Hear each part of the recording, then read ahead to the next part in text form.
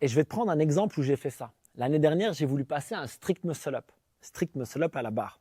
Ok? Je te mets le plan, j'ai réussi. J'étais très content. C'était pas le plus beau de la vie, mais avec mes leviers et mon bagage en gym de base, très très content. Je peux te dire que pour passer de mes strict pull-up, strict chest to bar que j'ai acquis, voilà, en bossant un peu, ça a été, pour aller chercher ces derniers pourcents de merde pour faire un strict bar muscle-up, ça a été une guerre. Ça a été des mois d'entraînement, ça a été plein de séances, ça a été extrêmement difficile.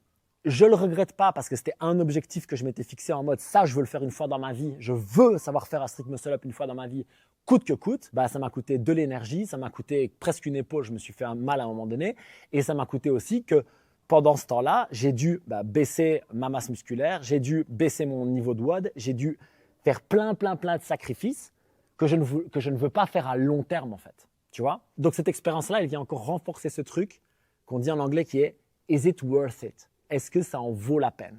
Et je le redis, si je n'ai pas de réponse, c'est une question que j'ai envie de poser. Et bien là, vraiment, je le redis, pour moi, c'est mon opinion, non. Pour moi, dans ma vie, non. Pourquoi? Parce que toute cette énergie et cette frustration qui va arriver avec, et bien toute cette énergie, ce temps, je pourrais le mettre ailleurs. Là où j'ai des gaps qui sont plus grands, et aussi là où j'ai des potentiels de développement qui sont plus grands. Avec tout ça, j'ai créé une méthode pour débloquer ta vraie mobilité. Elle s'appelle TMS et pour la découvrir, commente TMS juste en dessous et je t'envoie le lien vers ma communauté privée où tu trouveras tous mes programmes et le coaching sur toutes tes vidéos pour te créer un corps plus fit et plus mobile.